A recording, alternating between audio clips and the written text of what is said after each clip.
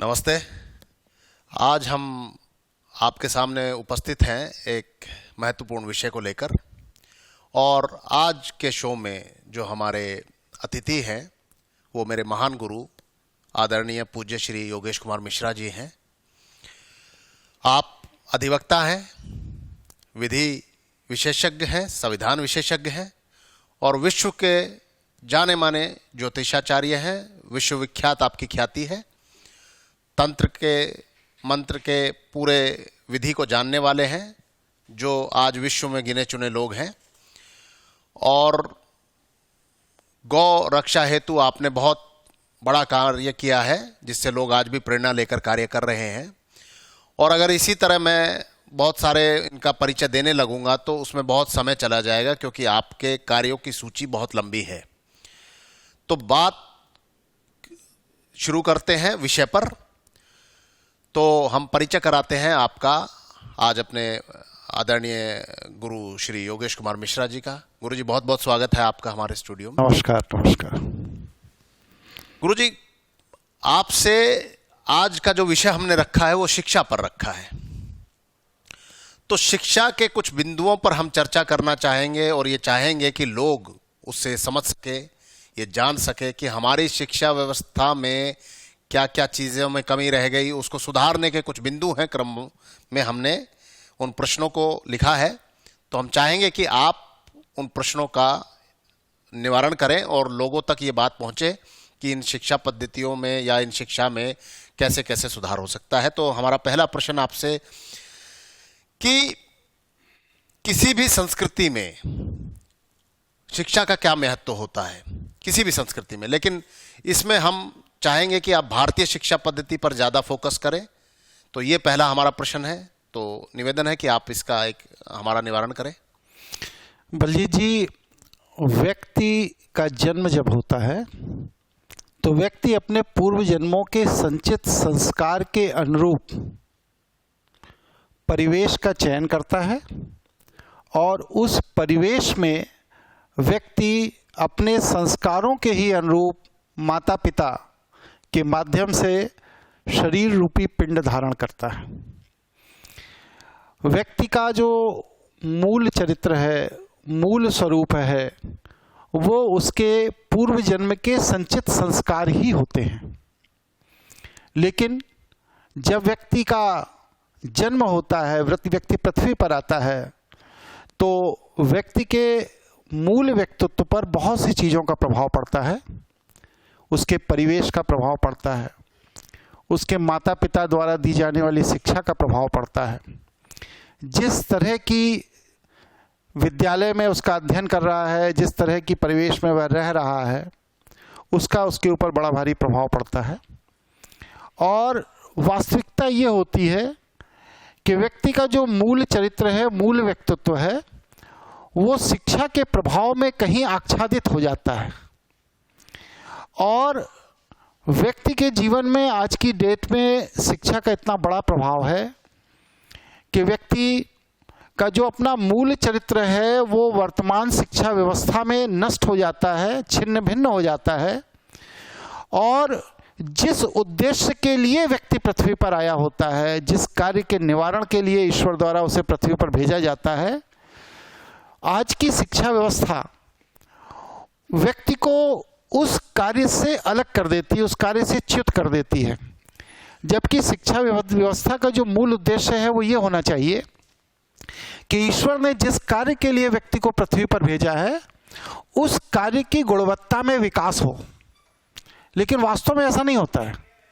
वास्तविकता ये है कि व्यक्ति की गुणवत्ता में विकास के स्थान पर उसकी गुणवत्ता में पतन हो जाता है। गुरु जी, हमारा दूसरा प्रश्न है कि आज वर्तमान में हमारी शिक्षा आप देखते हैं कि कितनी महंगी हो चली है। माता पिता अपने बच्चों को पढ़ाने के लिए लोन लेते हैं, बैंक से कर्जा लेते हैं, व्यक्तिगत कर्जा लेते हैं, अपनी प्रॉपर्टी, अपना कोई एसेट्स गिरवी रखते हैं, और गिरवी रखवाने के बाद वो अपने बच्चों को एजुकेशन के नाम पर फंस जाते हैं।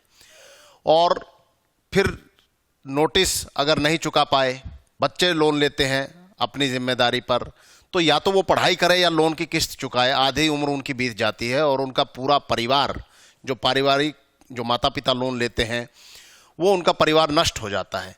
तो इस महंगी शिक्षा व्यवस्था को आप कैसे देखते हैं? इसमें दो विषय महत्वपूर्ण है। पहला विषय यह है कि हमारी जो सनातन जीवन शैली है, इसमें शिक्षा कभी व्यवसाय का अंग नहीं रही।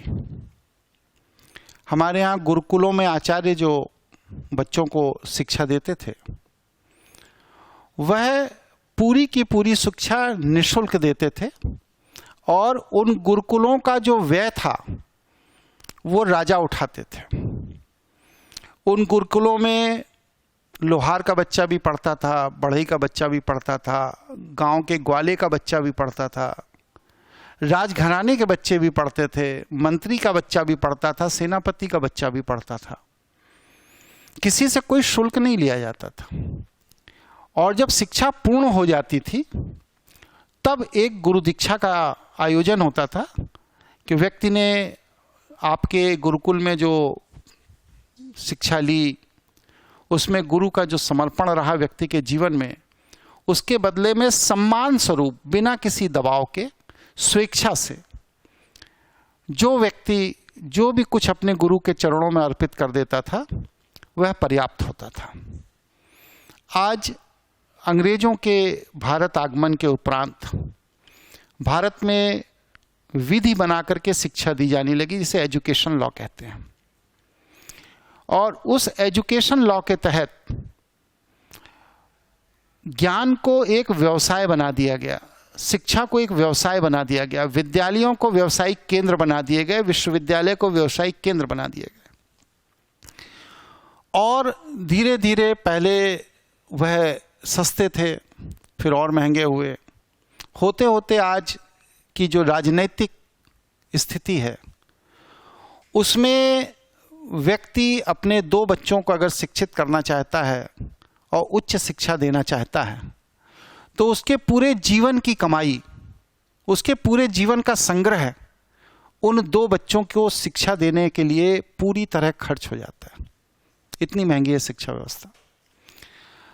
जिन माता पिता के पास धन नहीं है वो अपना सोना गिरवी रख देते हैं, अपने जेवरात गिरवी रखते हैं, अपनी प्रॉपर्टी गिरवी रख देते हैं, बैंक से लोन लेते हैं, और वह बच्चा जब पढ़कर निकलता है और उसे अगर रोजगार नहीं मिलता है तो उस लोन की किस्त भी नहीं अदा हो पाती। जो रिकॉर्ड है, सरकारी आंकड़े हैं, वो ये बताते हैं कि शिक्षा के नाम पर जो लोन दिया जाता है उसमें 90%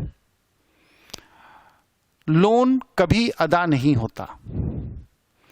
तो प्रश्न ये है कि ये बात जब शासन सत्ता जनप्रतिनिधियों तक पहले से पहुंची हुई है, वो जानते हैं कि भारत के अंदर शिक्षा व्यवस्था इतनी महंगी हो गई है कि एक व्यक्ति उच्च शिक्षा लेता है तो उसका पूरा कुल खानदान की संपूर्ण प्रॉपर्टी नष्ट हो जा रही है, पूरा संग्रह खत्म हो जा रहा है, वह कर्ज में डूब जा रहा है। इसके बाद भी इस पर कोई विचार नहीं किया जा रहा है। ये घातक है, समाज को तोड़ने वाला है, व्यक्ति के जीवन को नष्ट करने वाला है, व्यक्ति का पारिवारिक जीवन नष्ट करने वाला है। इसलिए इस तरह की उच्च महंगी शिक्षा पद्धति का मैं सदैव विरोध करता हूं। और मेरा ये मत है कि विश्व के करीब 40 से अधिक देशों में, जो मेरी जानकारी में है, वहां पर शिक्षा निःशुल्क है, फ्री है। और उच्च शिक्षा वही व्यक्ति लेते हैं जिनको कोई स्पेशलाइजेशन करना होता है, विशेषज्ञता जहां हासिल करनी होती है। तो उसी पैटर्न पर हमारे देश को जाना चाहिए। आज जो विकसित देश हैं, उन विकसित देशों में भी आप देखिए, जापान को देख लीजिए, चाइना को देख लीजिए, या दूसरे और जो देश हैं उनको देख लीजिए, वहां पर हर शिक्षा व्यक्ति को व्यवसाय देने वाली होती है, इसीलिए वहां बेरोजगारी नहीं है। और हमारे यहाँ शिक्षा व्यक्ति को डिग्री देने वाली है, रोजगार देने वाली नहीं है। इसीलिए हमारे यहाँ व्यक्ति अपने जेवर, अपनी संपत्ति, घर परिवार सब कुछ नष्ट कर देता है बच्चों की शिक्षा के लिए, इसके बाद भी वह बच्चा बेरोजगार सड़कों पर घूमता रहता है। ये राष्ट्र के लिए बहुत दुखद चित्र है। इस पर चिंतन होना चाहिए और इस पर नई कार्यनीति का निर्धारण होना चाहिए, जिससे इतनी महंगी शिक्षा व्यवस्था को सर्वसुलभ बनाया जा सके। मेरा ये मत है। आपने कहा कि शिक्षा को सर्वसुलभ बनाया जाना चाहिए। पहले आपने अभी अपने उत्तर में कहा कि पहले वर्गीकरण नहीं था, प्रारंभिक शिक्षा, माध्यमिक शिक्षा, हायर एजुकेशन की आपने बात की कि वो केवल स्पेशलाइजेशन के लिए होती थी। हमारे यहाँ गुरुकुल में बच्चे पढ़ा करते थे, समान रूप से आपने वो बात बता दी। तो वर्तमान में शिक्षा सर्वसुलभ कैसे हो, और उसी तरह का एक फॉर्म जिसका आपने अभी जिक्र किया, वो फॉर्म हम कैसे डेवलप कर सकते हैं कि शिक्षा सब तक पहुंचे और सुलभता से पहुंचे? देखिए, इस दिशा में अब आप देखिए, तकनीकी का युग है और तकनीकी के युग में अगर आप तकनीकी के आधार पर शिक्षा दे रहे हैं तो ये मानकर चलिए कि zero budget education system develop किया जा सकता है। ये जीरो बजट एजुकेशन सिस्टम ये है कि एक बार एक विषय का एक वीडियो अगर बना लिया गया तो वो वीडियो एक बच्चा देखे या 1 करोड़ बच्चा देखे, कॉस्ट उतनी ही आती है। तो उस स्थिति में जो वीडियो बनाने का व्यय है उसको अगर अधिक से अधिक बच्चों के मध्य में वर्गीकृत कर दिया जाए, बांट दिया जाए, तो मैं समझता हूं कि एक पूरे के पूरे सत्र की शिक्षा मुश्किल से 1,000-1,200 रुपये में हो जाएगी। लेकिन जो शिक्षा के केंद्रों पर शिक्षा माफियाओं का कब्जा है, वो कभी भी शिक्षा को इतना सस्ता या सर्वसुलभ नहीं बनाने देना चाहते हैं। वो हमेशा चाहते हैं कि एक एक बच्चे के लिए 8-8, 10-10 हज़ार रुपये एक एक पेरेंट्स फीस दे, और उसके बाद उनके यहाँ जो टीचर हैं वो भी योग्य नहीं हैं। वो फैकल्टी जो 10,000 रुपये बच्चा के माता पिता किसी तरह अपने परिश्रम के धन से दे रहे हैं विद्यालय को, वहाँ पर पढ़ाने वाला जो शिक्षक है वो नितांत निहायत ही नाकारा, अयोग्य और अपनी विधा का बिल्कुल जानकार नहीं है, और बहुत ही कम पैसे में वो वहाँ पर शिक्षक की नौकरी कर रहा है। अब ऐसी स्थिति में क्या है कि माता पिता अपने दैनिक दिनचर्या के कार्यों में व्यस्त हैं, उनके पास इतना समय नहीं है कि वो शिक्षक की गुणवत्ता देखें। अतः महंगे स्कूल में मेरे बच्चे को अच्छी शिक्षा मिलेगी, इस भ्रम में वो लोग अपने बच्चों को बड़ी फीस वाले स्कूलों में भर्ती करा देते हैं, और वहाँ पर नाकारा और अयोग्य शिक्षकों द्वारा उसे शिक्षित किया जाता है। उसी का परिणाम है कि बड़े बड़े विद्यालयों से पढ़कर निकलने वाले बच्चे यदि स्वतः कुछ अध्ययन नहीं करते, स्वतः स्वाध्याय नहीं करते, स्वतः कोई कोचिंग नहीं करते, या माता पिता का स्वतः कोई गाइडेंस नहीं है उनको, तो ये सारे बच्चे बेरोजगार सड़कों पर घूमते रहते हैं। इसलिए आपका जो प्रश्न है कि ये सर्वसुलभ और सस्ती कैसे हो सकती है, तो आज जो टेक्नोलॉजी है, अगर हम इस टेक्नोलॉजी की मदद लेते हैं तो हमारे जीवन में, हमारे समाज में जो अंतिम व्यक्ति है उसके बच्चे को, उस अंतिम व्यक्ति को यह शिक्षा बहुत ही कम दामों में उपलब्ध कराई जा सकती है, जिसको हम जीरो बजट एजुकेशन सिस्टम के नाम से घोषित करते हैं। और इस दिशा में हम लोग कार्य कर रहे हैं।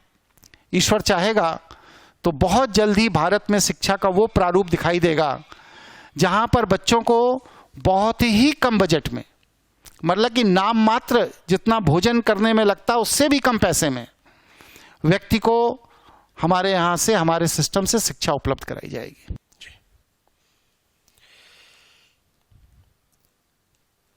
गुरुजी, शिक्षा में बहुत सारी विसंगतियां आई समय के साथ। जितना मैंने आपके सानिध्य में स्वयं अध्ययन किया, और इतिहास की जब हम पन्नों को खंगालते हैं, पलटते हैं, तो जो वास्तविक इतिहास है वो कहीं हमको नज़र नहीं आता है। वो वास्तविक इतिहास मौखिक रूप से लोक कथाओं में मिलता है, या आप जैसे पूज्य जनों से हमको प्राप्त हुआ। मैं बड़ा सौभाग्यशाली हूँ कि मुझे वो इतिहास आपके श्रीमुख से प्राप्त हुआ और बहुत सारी चीज़ें जानने का अवसर मिला। इसी तरह न जाने कितने लोग इन पुस्तकों को पढ़ पढ़कर अपने दिमाग में एक तरह का जो वास्तविक हमारा प्राचीन इतिहास रहा है, गौरवशाली इतिहास रहा है, उससे वंचित रह जाते हैं। पाठ्यक्रम पुस्तकों में उन चीज़ों का कहीं कोई जिक्र नहीं होता है। बहुत सारे वो है, प्रश्न लंबा हो जाएगा, लेकिन विषय आप समझ रहे हैं कि शिक्षा का पाठ्यक्रम क्या होना चाहिए। मूल प्रश्न ये है। बलजीत जी, शिक्षा का पाठ्यक्रम सनातन वैदिक शिक्षा पद्धति के आधार पर होना चाहिए, क्योंकि हमारी जो सनातन वैदिक शिक्षा पद्धति है यही व्यक्ति का सर्वांग विकास करती है। इसमें व्यक्ति की दैनिक दिनचर्या से संबंधित हर तरह की शिक्षा उसे दी जाती है, और उस हर तरह की शिक्षा जो व्यक्ति को दैनिक दिनचर्या से संबंधित दी जाती है, ये व्यक्ति के चरित्र का विकास करता है, ये व्यक्ति के व्यक्तित्व का विकास करता है, ये व्यक्ति के आत्मशक्ति का विकास करता है, ये व्यक्ति के जीवनी शक्ति का विकास करता है। तो हमें अपनी सनातन वैदिक जीवन शैली में जिस तरह की शिक्षा व्यवस्था हमारे गुरुकुलों में थी, उसी शिक्षा व्यवस्था को पुनः जागृत करना होगा। उसी शिक्षा व्यवस्था के अनुरूप जब हम लोगों को प्रशिक्षित करेंगे, शिक्षित करेंगे, तभी व्यक्ति का मूल चरित्र निखर कर आएगा। और जब तक हम ये सिलेबस के द्वारा थोपी गई विद्या, थोपा गया ज्ञान व्यक्ति को पढ़ाते रहेंगे, तब तक हम व्यक्ति के व्यक्तित्व की हत्या करते रहेंगे। इससे कभी भी व्यक्ति का मूल चरित्र निकल कर नहीं आएगा। इसलिए मेरी राय है कि हमको अपने सनातन शिक्षा पद्धति पर फिर से शोध करना चाहिए, और जो हमारे गुरुकुलों की वैदिक सनातन शिक्षा पद्धति है, उसी शिक्षा पद्धति के अनुरूप हमें अपने आप को विकसित करना चाहिए, अपनी शिक्षा व्यवस्था को विकसित करना चाहिए, जिससे कि हम मनुष्य को विकसित कर सके। मनुष्य राष्ट्र की अंतिम इकाई है। मनुष्य जब विकसित होगा तो समाज विकसित होगा, और समाज विकसित होगा तो उससे राष्ट्र विकसित होगा। बहुत सीधी सी बात है जी। वर्तमान में गुरुजी आप देख रहे हैं कि वर्चस्व की लड़ाई चल रही है पूरे विश्व में, और एक राष्ट्र दूसरे राष्ट्र पर अपना आधिपत्य स्थापित करना चाहता है। सदैव से होता रहा है। साम्राज्य की जब से साम्राज्य का उत्थान हुआ, और उसमें एक राज्य दूसरे राज्यों पर सदैव से आधिपत्य जमाने की कोशिश करता रहा है। वर्तमान में जो महाशक्तियां हैं विश्व की, वो अपने वर्चस्व की लड़ाई में हमेशा उन देशों को बीच में भेंट चढ़ा देती है, वहाँ की जनता को, कि जहाँ उनकी अपनी हानि ना होकर दूसरों की हानि हो। इससे मानवता को बहुत क्षति पहुँचती है। अभी वर्तमान में जो ये लड़ाई का स्वरूप बन रहा है, जो कुछ हम देख रहे हैं, और जितना अनुमान लगाया जा सकता है कि तीसरे विश्व युद्ध की आशंका जताई जा रही है, क्या शिक्षा से तीसरे विश्व युद्ध को टाला जा सकता है? बलजीत जी, शिक्षा एक ऐसा विस्तृत विषय है, इससे विश्व युद्ध ही नहीं टाला जा सकता, बल्कि मनुष्य का जीवन खुशहाल किया जा सकता है, संपन्न किया जा सकता है, मेधावी किया जा सकता है, और मनुष्य के जीवन में वह सारी चीज़ें उसे उपलब्ध कराई जा सकती हैं जो एक सामान्य व्यक्ति के सामान्य विकास के लिए आवश्यक है। आपने अभी जैसे कहा कि एक राष्ट्र दूसरे राष्ट्र को निगल जाना चाहता है, एकदम स्पष्ट मानकर चलिए कि यह भाव कि एक राष्ट्र दूसरे राष्ट्र को कैसे निगल जाए, ये हमारी शिक्षा व्यवस्था के दोष का परिविकृत परिणाम है। अगर हमारे राष्ट्र अध्यक्ष, विश्व के बड़े बड़े सत्ता में बैठे हुए लोग सुसंस्कृत शिक्षा से शिक्षित होकर आए होते, तो आज विश्व में अमन होता, चैन होता, शांति होती, एक दूसरे के प्रति सहयोग और सौहार्द का भाव होता।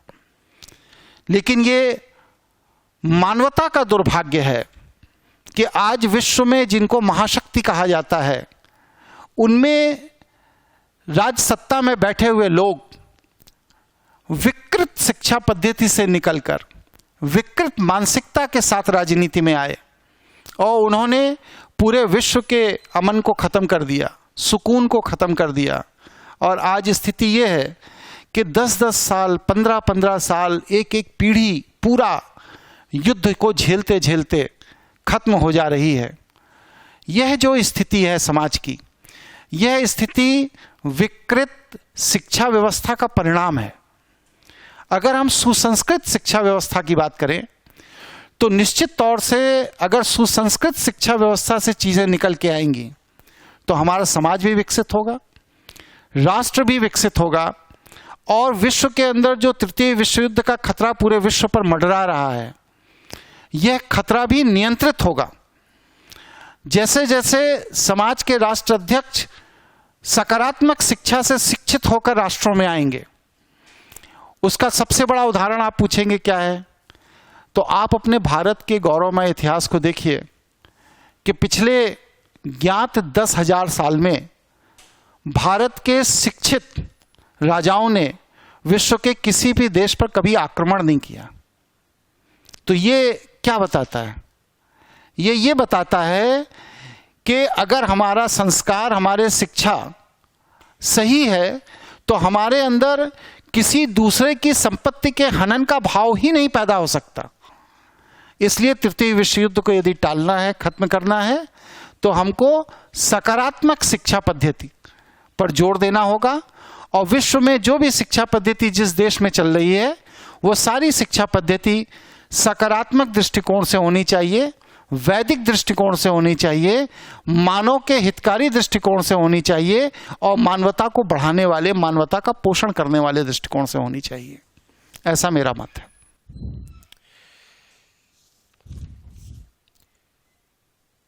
गुरुजी, जैसे भारतीय शिक्षा व्यवसाय आपने देखा है कि शिक्षा माफियाओं का कब्जा हो चुका है। एजुकेशनल हब बनाए जाते हैं जिसमें मोटी फीस वसूली जाती है और शिक्षा को एक व्यवसाय के रूप में विकसित किया गया है, ना कि एक सेवा के लिए। मूलभूत सुविधाएं में शिक्षा एक आती है जिसमें आपको, व्यक्ति को शिक्षित होना चाहिए अपने विकास के लिए, मानव समाज के लिए, लेकिन वहाँ शिक्षा को एक व्यवसाय बना दिया गया है। तो ये व्यवसाय बनने के पीछे आप क्या कारण देखते हैं और इसको व्यवसाय बनाने का उद्देश्य क्या है, ये हम जानना चाहते हैं। देखिए, जब व्यक्ति संपन्न नहीं होता तो उसकी सबसे पहली आवश्यकता होती है कि वह अपने जीवन निर्वाह के लिए संसाधन इकट्ठे करे। भारत एक विकसित उत्सव का देश है और पश्चिम के जगत जो आज से 200 साल पहले भूखे नंगे जंगलों में घूमा करते थे, उन्होंने जब भारत आकर यहाँ की संपन्नता, यहाँ की जीवन शैली को देखा, उसका अध्ययन किया, तो उनके अंदर भी उसी तरह की जीवन शैली जीने की इच्छा पैदा हुई और उन्होंने भारत से लूट कर यहाँ से धन ले जाना शुरू किया, यहाँ से ज्ञान ले जाना शुरू किया और यहाँ के धन और ज्ञान के आधार पर वो अपने को संपन्न बनाने के लिए कार्य करना शुरू कर दिए।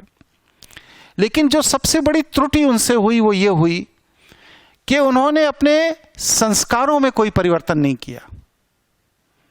अब जब उनके संस्कार विकसित नहीं थे तो उसका परिणाम क्या हुआ कि उन्होंने जिस एजुकेशन सिस्टम को डेवलप किया वो एक व्यावसायिक एजुकेशन सिस्टम था जो संस्कार विहीन था और संस्कार विहीन एजुकेशन सिस्टम के कारण वहां पर जो शिक्षा की नीतियां बनाई गई वह सारी की सारी शिक्षा की नीतियां समाज का शोषण करने वाली थी और वही शिक्षा की नीति, क्योंकि भारत उनके अधीन रहा, उन्होंने भारत को, भारत के शोषण के लिए, भारत के समाज को अपने रास्ते पर चलाने के लिए हमारे लिए भी वही शोषण की नीतियां लागू की।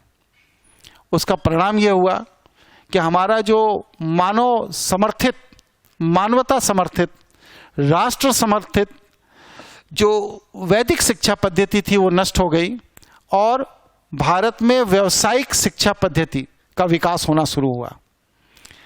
धीरे धीरे इस पर बड़े बड़े विकृत मानसिकता के लोगों ने कब्जा करना शुरू किया और शासन सत्ता का जो कर्तव्य था कि इस तरह के विकृत मानसिकता के लोगों को नियंत्रित करे, उसकी जगह उन्होंने उनको समर्थन देना शुरू किया राजनीतिक कारणों से। और उसका ये परिणाम हुआ कि आज भारत के अंदर जो शिक्षा व्यवस्था है वह पूरी तरह दूषित है, पूरी तरह समाज को गुमराह करने वाली है और भारत के अंदर शासन सत्ता का जो दबाव होना चाहिए शिक्षा माफियाओं पर वह राजनीतिक कारणों से नहीं बन पाया।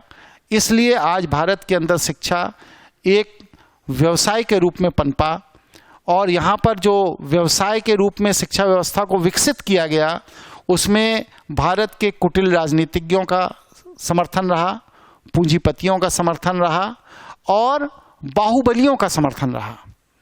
इन तीन लोगों के नेक्सस ने भारत की शिक्षा व्यवस्था को महंगा किया और दूषित किया।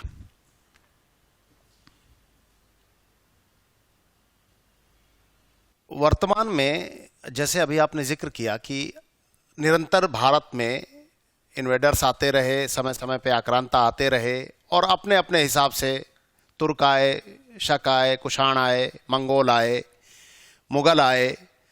ये दौर भारत का बड़ा दुर्भाग्यशाली रहा। लेकिन अंग्रेज़ों के आने के बाद जो सबसे ज़्यादा हानि उन्होंने पहुंचाई हमारी, बाकी हमारे पूर्वज लड़ते रहे, समय समय पे अपने ज्ञान को संचित रखा, ये हमें उस पर गर्व होता है और अपने पूर्वजों को हम नमन भी करते हैं। लेकिन जो अंग्रेज़ों के आने के बाद हानि हुई, जैसा कि मैंने आपसे जाना था पहले भी, तो उनके आने की हानि के रूप में आज हम देखते हैं कि कॉन्वेंट स्कूल खुल गए हैं और जैसा आपने कहा कि ये शिक्षा का जो नेक्सस बन गया है, राजनीतिज्ञों ने भी उसमें पूंजी निवेश करना शुरू कर दिया अपने लाभ के लिए और आम जनमानस को उस ज्ञान से वंचित कर दिया गया। तो मेरा मूल प्रश्न है कि आज की जो वर्तमान भारतीय शिक्षा है इसको कैसे बदला जा सकता है, ये हम आपसे जानना चाहते हैं। इस दिशा में बलजीत जी सनातन ज्ञानपीठ पहले से ही कार्य कर रहा है और इस दिशा में बहुत छोटे से प्रयास की जरूरत है, बहुत बड़े प्रयास की जरूरत भी नहीं है। जो शिक्षा माफियाओं ने शिक्षा के केंद्र बना दिए हैं, इन केंद्रों का विकेंद्रीकरण कर दिया जाए और टेक्नोलॉजी के आधार पर लोगों को शिक्षा सर्वसुलभ कर दी जाए और वह सर्वसुलभ शिक्षा का शुल्क मूल्य इतना कम हो कि शिक्षा माफियाओं के पास किसी भी व्यक्ति को जाने की आवश्यकता ही ना पड़े। जो ज्ञान उन बच्चों को दिया जाए वह वैदिक शिक्षा पद्धति के अनुरूप हो, व्यक्ति का विकास कर रहा हो, समाज का विकास कर रहा हो, राष्ट्र का विकास कर रहा हो। तो जब उस ज्ञान के ओतप्रोत बच्चा निकलकर व्यक्तित्व में आएगा, समाज में आएगा, बाहर आएगा, तो वह बच्चा बेरोजगार नहीं होगा। उस बच्चे के पास आय के एक नहीं दर्जनों स्रोत खुले होंगे, दर्जनों दृष्टि उसके पास होगी। वह किसी स्पेसिफिक विधा का जानकार नहीं होगा कि पता लगा कोई इंजीनियर बन गया तो कोई डॉक्टर बन गया तो कोई अधिवक्ता बन गया तो कोई किसी और विधा में चला गया, वो नहीं होगा, बल्कि उसके बाद एक समग्र दृष्टि होगी। तो ये जो समग्र दृष्टि का भाव है यह व्यक्ति के अंदर वैदिक सनातन शिक्षा पद्धति से ही विकसित हो सकता है, वर्तमान खंडित शिक्षा पद्धति से विकसित नहीं हो सकता। आज हमारे यहाँ जो उच्च शिक्षा है वो खंड खंड में बटी हुई है। कोई शिक्षा पद्धति किसी व्यक्ति को डॉक्टर बनाती है तो कोई वकील बनाती है तो कोई इंजीनियर बनाती है तो कोई और दूसरे व्यवसायी बनाती है, कोई चार्टर्ड अकाउंटेंट बनाती है, लेकिन समग्र कहीं नहीं है। तो जब उच्च शिक्षा ही समग्र नहीं है तो व्यक्ति का व्यक्तित्व कैसे समग्र होगा? इसलिए वैदिक शिक्षा पद्धति को अडॉप्ट किया जाना चाहिए, आधुनिक तकनीक की मदद ली जानी चाहिए और बच्चों को वैदिक ज्ञान के आधार पर आधुनिक युग में कैसे प्रतिस्पर्धा में वो अपना योगदान करें, इसके लिए प्रशिक्षित किया जाना चाहिए। इसके लिए मैं चीन की शिक्षा पद्धति को विशेष महत्व देता हूँ, जापान की शिक्षा पद्धति को विशेष महत्व देता हूँ कि वहाँ पर हाई स्कूल इंटर के बाद किसी को पढ़ने की ज़रूरत ज़्यादा नहीं होती। उच्च शिक्षा में वही लोग जाते हैं जो शिक्षक बनना चाहते हैं, वरना इंटर की पढ़ाई के बाद ये लोग अपने छोटे छोटे स्वतः रोजगार खोल लेते हैं। और उस छोटे छोटे रोजगारों का परिणाम क्या है कि पूरी दुनिया में ये छोटे छोटे देश शासन कर रहे हैं, पूरी दुनिया की दौलत उनकी तरफ आकर्षित हो रही है। आज वह दुनिया की राजनीति को प्रभावित कर रहे हैं। लेकिन ताज्जुब की बात यह है कि उनके वहाँ कोई कॉन्वेंट स्कूल नहीं है। तो हमें भी इसी तरह अपने समाज के परिवेश के अनुरूप सामाजिक सर्वसुलभ वैदिक गुरुकुलों की स्थापना करनी पड़ेगी, जिन गुरुकुलों में व्यक्ति का विकास होगा, व्यक्तित्व का विकास होगा, चरित्र का विकास होगा, दृष्टि का विकास होगा। और उच्च शिक्षा हमारे यहाँ समग्र होनी चाहिए, खंडित नहीं होनी चाहिए। ये मेरा मत है। इसी के द्वारा भारत का विकास होगा, राष्ट्र का विकास होगा। अंतिम प्रश्न से पहले एक प्रश्न मेरा है कि आपने सनातन ज्ञानपीठ की जब स्थापना की थी तो बहुत बड़े विजन के साथ की थी। आपका दृष्टि, आपका व्यक्तित्व इतना विशाल है कि आपने उसकी स्थापना बहुत कुछ सोच के और भारत के निर्माण के लिए की थी, ना कि व्यक्तिगत कारणों से की थी। अक्सर ये देखा जाता है, जो प्रश्न मैं करने जा रहा हूँ वो मेरे मन की इच्छा का प्रश्न है जो उभर रहा है। आप देखते हैं वर्तमान में, अभी आपने जिक्र किया चीन का, जापान का, या और भी बहुत सारे देश हम ले सकते हैं। चीन में चीनी भाषा बोली जाती है और वहाँ के लोग इसको प्रायोरिटी पे रखते हैं, प्राथमिकता देते हैं, क्योंकि वो उनकी मातृभाषा है। जापान में जापानीज़ बोली जाती है, रशिया में रशियन बोली जाती है। उनको संकोच नहीं होता है, क्योंकि ब्रिटिश उपनिवेशवाद की अगर बात करें तो वो तो सभी देशों में रहा। वो उन्होंने अपने आधिपत्य स्थापित किए ब्रिटिश काल में। भारत में जो लोग अंग्रेजी नहीं बोल पाते हैं वो कुंठित मैंने उनको देखा है। मैं उनमें नहीं रहा, ये मेरा सौभाग्य है, ठीक मतलब काम चलाने के लिए बोल सकते हैं। लेकिन हिंदी जो मेरी मातृभाषा है, जो पिछले 1000 साल से हमें पोषित करती आ रही है, हम उसमें संवाद करते जा रहे हैं और आज तक ये आधिकारिक भाषा नहीं बन पाई है। सनातन ज्ञानपीठ का उद्देश्य मैं जानता हूँ, आपके कुछ शिष्य जानते हैं, आपसे जुड़े हुए, लेकिन व्यापक दृष्टिकोण से इस बात को थोड़ा समझाने का प्रयास करें ताकि ये बात लोगों के मन से कुंठा निकले और वो अपनी भाषा के स्वाभिमान के प्रति जागृत रहें। इसीलिए मैं हिंदी में ज़्यादा बात करने का प्रयास करता हूँ। आप क्या कहेंगे इस बारे में? देखिए, भाषा की उपयोगिता जीवन में बस सिर्फ इतनी है कि आप अपने भाव को अभिव्यक्त कर सकें। लेकिन हमारे यहाँ क्योंकि ब्रिटिशर्स का शासन रहा लंबे समय तक, उसके पहले मुगलों का रहा, तो शासक की जो भाषा होती है, लोग व्यापार व्यवसाय के लिए उसी भाषा को अडॉप्ट कर लेते हैं। जैसे हमारे यहाँ कभी फारसी की पढ़ाई होती थी, उर्दू की पढ़ाई होती थी। हम लोगों के नाना बाबा ये सब फारसी उर्दू भी जानते थे। फिर अंग्रेज़ों का प्रभाव आया तो लोग इंग्लिश जानने लगे अंग्रेजी भाषा में। तो शासक की जो भाषा होती है वो भाषा समाज की आम भाषा धीरे धीरे हो जाती है। लेकिन अभिव्यक्ति की जब बात आएगी तो व्यक्ति अपनी मातृभाषा में जितना सहज होगा उतना और किसी दूसरी भाषा में अपनी अभिव्यक्ति नहीं कर पाएगा।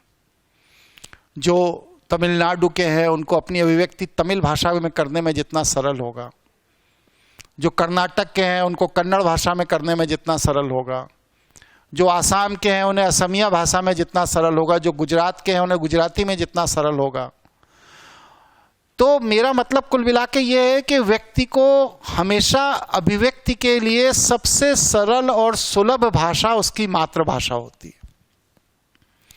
हम लोग क्योंकि हिंदी स्पीकिंग स्टेट में रहते हैं, इसलिए हम लोगों को हिंदी भाषा में अपनी अभिव्यक्ति करने में सरलता है, सुगमता है।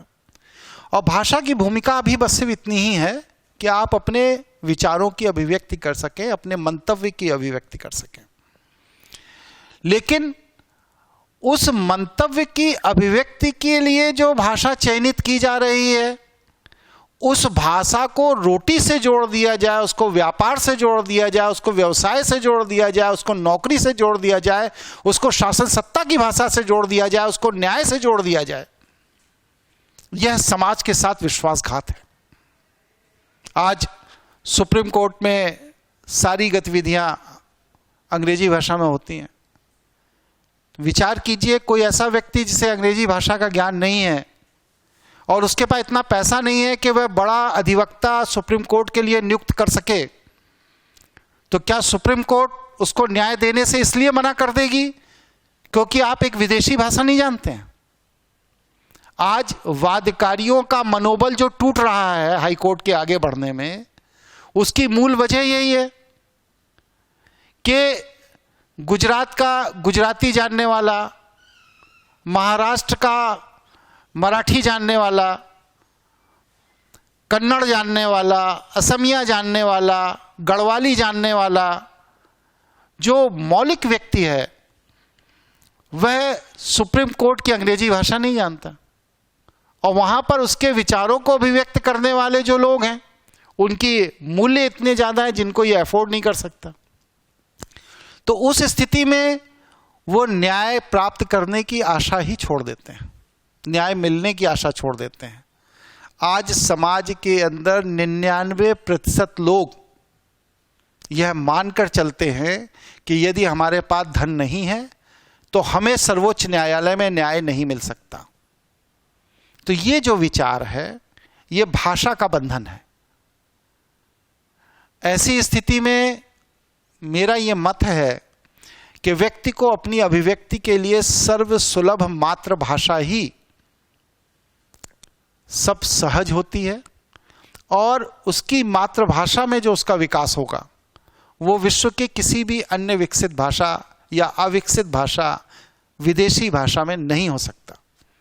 इसलिए व्यक्ति को अपने सर्वसुलभ मातृभाषा और राष्ट्रीय भाषा में ही अपना विकास करना चाहिए और उसी को बढ़ावा दिया जाना चाहिए, जिससे कि समाज का हर व्यक्ति राष्ट्र की संरचना से जुड़ सके। आज समाज का 80% व्यक्ति राष्ट्र की संरचना से परे है। वह राष्ट्र में योगदान नहीं दे पा रहा है क्योंकि वह अपनी मातृभाषा में जो ज्ञान को रखता है वो ज्ञान दूसरे को बता ही नहीं पा रहा है। तो ये जो बैरियर है भाषा का, ये भाषा का बैरियर टूटना चाहिए। गुरुजी, जैसा कि हम चर्चा कर रहे थे और आपकी जो आपने अभी व्याख्या की बहुत सुंदर, तो भारतीय शिक्षा व्यवस्था के आप क्या दोष देखते हैं और इन्हें कैसा दूर किया जा सकता है, ये मेरा अंतिम प्रश्न है आपसे। भारतीय शिक्षा व्यवस्था में जो पश्चिमी शिक्षा पद्धति का प्रभाव है, जो एजुकेशन एक्ट के तहत भारतीय शिक्षा व्यवस्था पर थोपा गया है, जिसे ब्रिटेन की पार्लियामेंट ने पास किया था, और ब्रिटिश कानून के दायरे में आज भी जो भारतीय शिक्षा पद्धति उसके शिकंजे में कसी हुई है, इससे भारत को यथाशीघ्र मुक्त करना होगा और भारत के अंदर अपनी सनातन वैदिक शिक्षा पद्धति के द्वारा ही भारत को प्रशिक्षित करना होगा। भारत की आने वाली पीढ़ियों को शिक्षा देनी होगी, उनकी दिशा बनानी पड़ेगी, उनका बौद्धिक विकास करना पड़ेगा। हम जब तक पश्चिमी शिक्षा पद्धति के प्रभाव में कॉन्वेंट बेस्ड एजुकेशन सिस्टम को या खंडित शिक्षा पद्धति को अपनाए रहेंगे, तब तक हमारा विकास नहीं हो सकता, ऐसा मेरा मत है। इसलिए हमको अपने पूरे राष्ट्र के निर्माण के लिए अपनी वैदिक सनातन शिक्षा पद्धति की तरफ फिर से वापस लौटना होगा।